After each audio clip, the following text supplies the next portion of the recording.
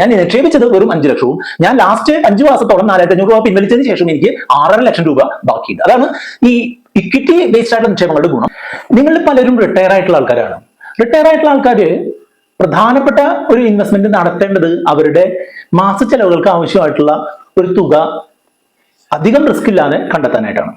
അങ്ങനെ കണ്ടെത്തിയിട്ടുള്ള ഒരു പോർട്ട്ഫോളിയോ ആണ് നിങ്ങൾക്ക് ഞാൻ ഇന്ന് ഷെയർ ചെയ്യുന്നത്. അത് മറ്റാരുടെ അല്ല, എന്റെ പാരന്റ്സിന്റെ പോർട്ട്ഫോളിയോ ആണ് ഇന്ന് നിങ്ങൾക്കായിട്ട് ഷെയർ ചെയ്യുന്നത്. ഞാൻ സുബീഷാണ്. റുപ്പിമംഗ് എന്ന് പറഞ്ഞ യൂട്യൂബ് ചാനലിലൂടെയും ആസ്ക് റുപ്പിമംഗ് എന്ന് പറഞ്ഞ വാട്സ്ആപ്പ് സർവീസിലൂടെയും പേഴ്സണൽ ഫിനാൻസുമായി ബന്ധപ്പെട്ട കാര്യങ്ങൾ പറഞ്ഞിരുന്നത് ഞാനാണ്. ഞാൻ വീഡിയോയുടെ ഇൻട്രൊഡക്ഷനിൽ പറഞ്ഞ പോലെ നമ്മൾ റിട്ടയർ ആകുമ്പോൾ നമ്മൾ ഏറ്റവും പ്രധാനപ്പെട്ട കാര്യമായിട്ട് ശ്രദ്ധിക്കേണ്ടത് നമ്മൾക്ക് ഓരോ മാസവും കഴിഞ്ഞു പോകാനുള്ള പൈസ നമ്മളുടെ ഇൻവെസ്റ്റ്മെന്റുകളിൽ നിന്ന് വലിയ റിസ്ക് ഇല്ലാതെ ഒരു പ്രശ്നവുമില്ലാതെ തിരിച്ചു കിട്ടുക എന്നുള്ളതാണ്. ഇൻവെസ്റ്റ്മെന്റ് ടേംസിൽ പറയുകയാണെന്നുണ്ടെങ്കിൽ അതിന്റെ ലിക്വിഡിറ്റി നല്ല കൂടുതലായിരിക്കണം, അതിന്റെ വൊളാറ്റിലിറ്റി കുറവായിരിക്കണം എന്നുള്ളതാണ്. അപ്പൊ അതിന് വേണ്ടിയിട്ട് ഒരു ഫിക്സഡ് ഇൻകം കിട്ടുന്ന ഇൻസ്ട്രുമെന്റ്സ് ആണ് അതിന് ഏറ്റവും യോജിച്ചതാകുക.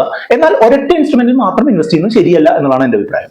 ഇനി ഈ ഫിക്സഡ് ഇൻകം ഇൻസ്ട്രുമെന്റ്, അതായത് FDകൾ പോലുള്ള ബോണ്ടുകൾ പോലുള്ളതിൽ മാത്രം നിക്ഷേപിച്ചു കഴിഞ്ഞാൽ നമുക്ക് കുറെ നാൾ കഴിയുമ്പോൾ നമുക്ക് അതിന്റെ ഇൻട്രസ്റ്റ് റേറ്റ് കുറയുന്നതിന്റെ ഭാഗമായിട്ട് നമുക്ക് നഷ്ടങ്ങൾ വരാനുള്ള സാധ്യതയുണ്ട്. അതുകൊണ്ട് നമ്മൾ എപ്പോഴും ഒരു ഡൈവേഴ്സിഫിക്കേഷൻ, എല്ലാം കൂടെ പല കാര്യങ്ങൾ ചേർത്തുകൊണ്ട് നമ്മൾ ചെയ്യാനായിട്ടാണ് പോകുന്നത്. ഇന്ന് ഈ പറയുന്ന ഉദാഹരണത്തിൽ എന്റെ പാരന്റ്സിന് ഒരു മാസം വേണ്ട ഏതാണ്ട് ചെലവ് എന്ന് പറഞ്ഞിട്ടുണ്ടെങ്കിൽ 30,000 രൂപയാണ്. ആ 30,000 രൂപ കണ്ടെത്തുന്നത് എങ്ങനെയാണെന്നുള്ളത് ഞാൻ പറഞ്ഞുതരാം.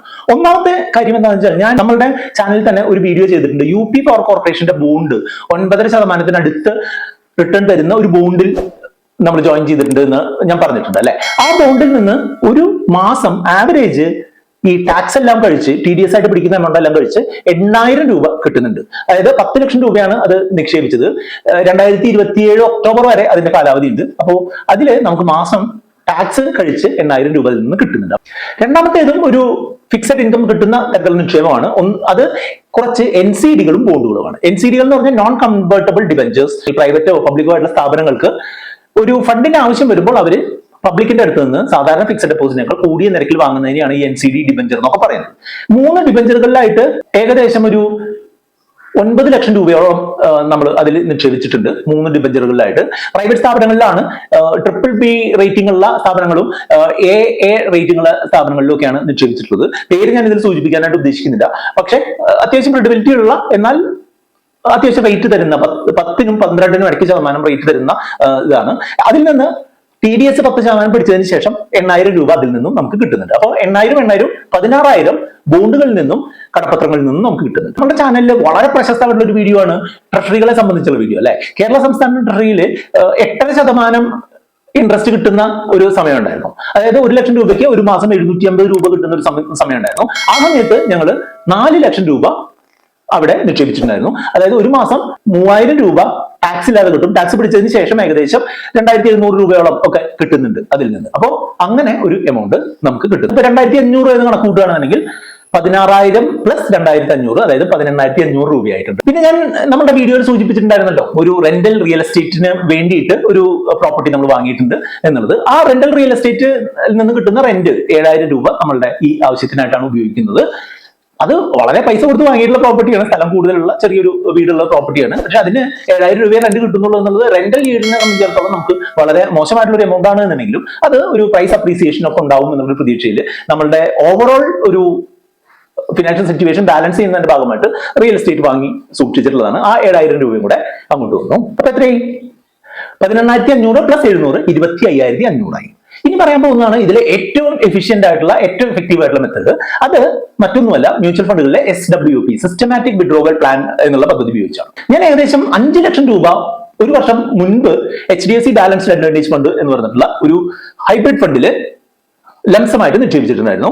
ആ ഫണ്ട് ഈ ഒരു കാര്യത്തിന്, അതായത് 30,000-ൽ നിന്ന് ഓരോ മാസവും 4,500 രൂപ വെച്ച് തിരികെ എടുക്കണം എന്നുള്ള ഉദ്ദേശത്തിൽ തന്നെ ചെയ്തതാണ്. ഒരു വർഷം മുൻപാണ് നമ്മൾ ചെയ്തത്. ഈ കഴിഞ്ഞ ഏപ്രിൽ മുതൽ നമ്മൾ അതിൽ നിന്ന് 4,500 രൂപ മന്ത്ലി നമ്മൾ അതിൽ വിഡ്രോ ചെയ്യുന്നുണ്ട്. ഇപ്പൊ ഇതില് എക്സാക്ട്ലി ഉണ്ടായിട്ടുള്ള സംഗതി എന്താണെന്ന് വെച്ചാൽ, ഞാൻ 5 ലക്ഷം രൂപയാണ് ഒരു വർഷം മുൻപ് നിക്ഷേപിച്ചത്. അതായത് 31/3/2023 ഞാൻ നിക്ഷേപിച്ചത്. ആ സമയത്ത് 5 ലക്ഷം രൂപ നിക്ഷേപിച്ചപ്പോൾ എനിക്ക് 1,450.978 യൂണിറ്റുകൾ കിട്ടി. അന്നത്തെ വില എന്ന് പറഞ്ഞിട്ടുണ്ടെങ്കിൽ, അന്നത്തെ ഒരു യൂണിറ്റിന്റെ വില എന്ന് പറഞ്ഞിട്ടുണ്ടെങ്കിൽ 344.595 എന്നുള്ളതായിരുന്നു നിലവാരം. അങ്ങനെ എനിക്ക് 1,450 യൂണിറ്റോളം ആ മ്യൂച്വൽ ഫണ്ടുകൾ കിട്ടി, ബാലൻസ്ഡ് അഡ്വാൻറ്റേജ് ഫണ്ടിന്റെ. ആ ഫണ്ട് ഒരു വർഷം ഞാൻ അത് ഒന്നും ചെയ്തില്ല. അതിനുശേഷം കഴിഞ്ഞ ഏപ്രിൽ 2-ാം തീയതി മുതൽ ഓരോ മാസം 2-ാം തീയതിയും 4,500 രൂപ ഫിക്സഡ് ആയിട്ട് അതിൽ നിന്ന് പിൻവലിക്കുന്ന രീതിയിലാണ് ഞാൻ ചെയ്തുകൊണ്ടിരിക്കുന്നത്. ഏപ്രിൽ 2-ാം തീയതി ഞാൻ പിൻവലിച്ചത് 4,500 രൂപയാണ്. അന്നത്തെ ഈ ഫണ്ടിന്റെ വില എന്ന് പറയുന്നത് 469 രൂപ 216 പൈസയാണ്. അന്ന് എനിക്ക് ചെലവായത് 9.196. അതായത് നമ്മുടെ ടോട്ടൽ 1,450 നിന്ന് 9 യൂണിറ്റോളം പിൻവലിച്ചിട്ട് എനിക്ക് 4,500 രൂപ തരികയാണ് ചെയ്തത്. അതാണ് സിസ്റ്റമാറ്റിക് വിഡ്രോവൽ പ്ലാന്റെ ഒരു രീതി. ഇനി മെയ് മാസമായപ്പോൾ ആ ഫണ്ടിന്റെ വില 504 രൂപയായിട്ട് വർദ്ധിച്ചു. അപ്പോൾ എനിക്ക് 8.94 യൂണിറ്റുകൾ അതിൽ നിന്ന് പിൻവലിച്ചിട്ട് എനിക്ക് 4,500 രൂപ മെയ് മാസത്തിൽ കിട്ടി. ജൂൺ മാസത്തിലും എനിക്ക് 8.5 യൂണിറ്റ് പിൻവലിച്ചിട്ട് 519 രൂപ വെച്ചിട്ട് ഉള്ളതുകൊണ്ട് 8.5 യൂണിറ്റ് പിൻവലിച്ചപ്പോൾ തന്നെ എനിക്ക് എന്റെ ആവശ്യമായിട്ടുള്ള 4,500. ജൂലൈയില് ഇതിന്റെ വില എന്ന് പറഞ്ഞിട്ടുണ്ടെങ്കിൽ ഒരു യൂണിറ്റിന് 531 രൂപ 489 എന്നുള്ള പൈസയായി മാറി. ആ സമയത്ത് എനിക്ക് 8.46 യൂണിറ്റ് പിൻവലിച്ചപ്പോഴേക്കും എനിക്ക് 4,500 രൂപ കിട്ടി. ഈ കഴിഞ്ഞ മാസം ഓഗസ്റ്റില് 2-ാം തീയതി ഞാൻ പിൻവലിച്ചപ്പോൾ 8.226 യൂണിറ്റ് കൊണ്ട് തന്നെ എന്റെ 4,000 രൂപ എനിക്ക് കവർ ചെയ്യാൻ പറ്റി. അതായത് 546 രൂപ എനിക്ക് പിൻവലിക്കാനായിട്ട് പറ്റി. 1,450 യൂണിറ്റ് ഒരു വർഷം മുൻപ് നിക്ഷേപിച്ചതിൽ നിന്ന് April, May, June, July, August ഈ 5 മാസം പിൻവലിച്ചത് വെറും 43 യൂണിറ്റോളമാണ്. അതായത് ഇപ്പോഴത്തെ അതിന്റെ ബാലൻസ് എന്ന് പറഞ്ഞിട്ടുണ്ടെങ്കിൽ 1,407 യൂണിറ്റോളം ബാലൻസ് ഉണ്ട്.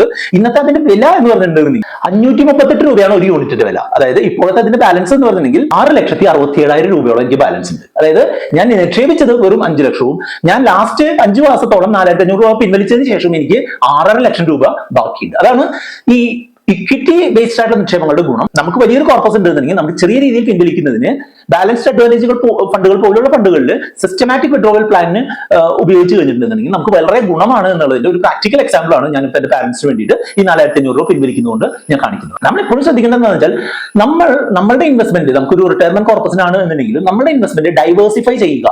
ഇപ്പൊ ഇതിൽ ബോണ്ടുകളുണ്ട്, കടപ്പത്രങ്ങളുണ്ട്, ബാങ്കിലെ ട്രഷറിയിലെ നിക്ഷേപങ്ങളുണ്ട്, റെന്റൽ റിയൽ എസ്റ്റേറ്റ് ഉണ്ട്, പിന്നെ ഈ ഒരു മ്യൂച്വൽ ഫണ്ട് നിക്ഷേപങ്ങളുണ്ട്. ഇതിന്റെ ഒരു ബാസ്ക്കറ്റ് ഉണ്ടാക്കിയിട്ട് അങ്ങനെ വേണം നമ്മൾ റിട്ടയർമെന്റിനായിട്ട് സമീപിക്കുക. ഇതിപ്പോ എല്ലാവർക്കും ഈ റൂള് ബാധകമാവണമെന്നില്ല.